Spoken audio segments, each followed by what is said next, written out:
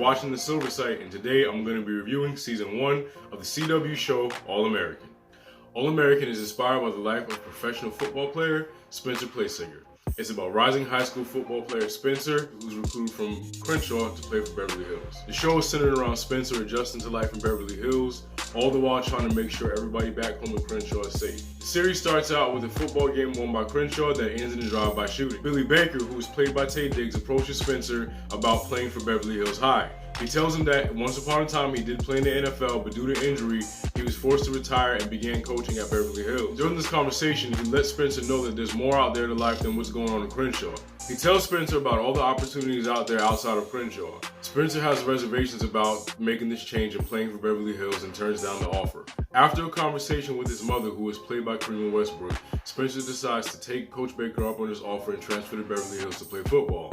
Once he gets there, of course, there's conflict as people feel threatened by Spencer's presence, and one thing leads to another, and they find out that Spencer does not live in Beverly Hills. And in order for Spencer to remain on the team and attend Beverly Hills High, he must be a resident. In order for him to play, Coach Baker decides to allow Spencer to live with him and his family, so that way he has a Beverly Hills address. So basically that's the entire premise of the show, is Spencer adjusting to life in Beverly Hills, all the while trying to keep everything at home together. And it's really difficult for a high school student to balance all of that. He has a whole family back home in Crenshaw, and he has an entire new life in Beverly Hills. So basically he's dealing with two separate sets of problems. On one end, he has his childhood friend Coop. She's getting deeper and deeper into gang life as time goes on. On the other hand, he has a whole team of people who are threatened by him, who he's trying to bond with at the same time. He's adjusting to a new life, all while dealing with racism and classism at the same time. Coach Baker also has two children of his own, Olivia and Jordan. Olivia is a recovering alcoholic, and I do believe she uses pills to kind of numb her own emotional pain. Jordan also feels that in his father's eyes, he's inadequate. He also feels like his father does not believe he has what it takes to get to the NFL. Once he sees the relationship between Coach Baker, his father, and Spencer, he feels threatened. So that's another situation that comes into play as far as what Spencer has to deal with on his own. In addition to everything else that's going on, Spencer's also been struggling with the fact that his father is not in his life. As the season goes on, a lot of questions start to come up. Where is his father? Why did he leave? Why did he never come back?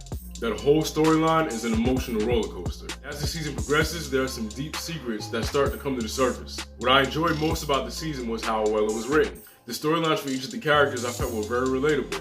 What I also liked about this show is that we get a lot of character growth in just one season. Oftentimes in this day and age with television, we have to deal with these flat, one-dimensional characters that don't have any depth to them. And with this show, that's not the case. Asher, for example, the one character I really didn't care for. Not because he wasn't well written, I just didn't like the things that he did. The one character that I couldn't stand showed a lot of growth and maturity, and it felt organic. Every single character is layered. Every single character has a backstory. Every single character has a reason as to why they are the way they are. And it's explained well. You get it. You understand. How I felt about Asher at the end of the season was not the same way I felt about him in the beginning. And that rang true for a lot of characters. I still don't like him, but he grew on me. I also felt like the writers on the show did an excellent job of giving us the right amount of storyline per character. What I mean by that is we don't get oversaturated with one main storyline. Nor do we get so much going on that we've forgotten what the main plot is about. Still invested in the main storyline, we're just as invested in everything else that's going on in everyone else's lives. Nothing seems like it ends too early. Nothing seems like it's dragged out for too long. Everything wraps up when it should, as it should. And that's not to say the show's predictable, because it's not. Everything just makes sense. Another reason I feel like this show is one of the best shows on TV right now is because of the cast. Daniel Ezra, Taye Diggs, Karima Westbrook, all do a phenomenal job of bringing these characters to life. They really shine in this series. The fact that Daniel Ezra is from the UK is just straight mind-blowing. We've all seen a movie or a television show with an actor from the UK in it, so the fact that these actors can switch accents is nothing new. But the fact that Daniel Ezra can display such a wide range of emotions and an American accent and do it so convincingly is amazing in itself. With all that being said, if you ask me if this is one of the shows that you should be watching, my answer is yes. All-American is now streaming on Netflix as well as the CW app. Please go check it out as soon as you can. We don't get a lot of representation on television, and this is one of the times where not only are we represented on television, we're represented on television well. So please go and check this one out, guys. You won't be disappointed. And that's a wrap.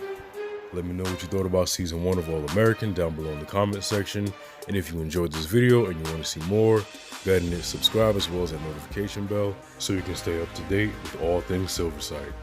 Later days.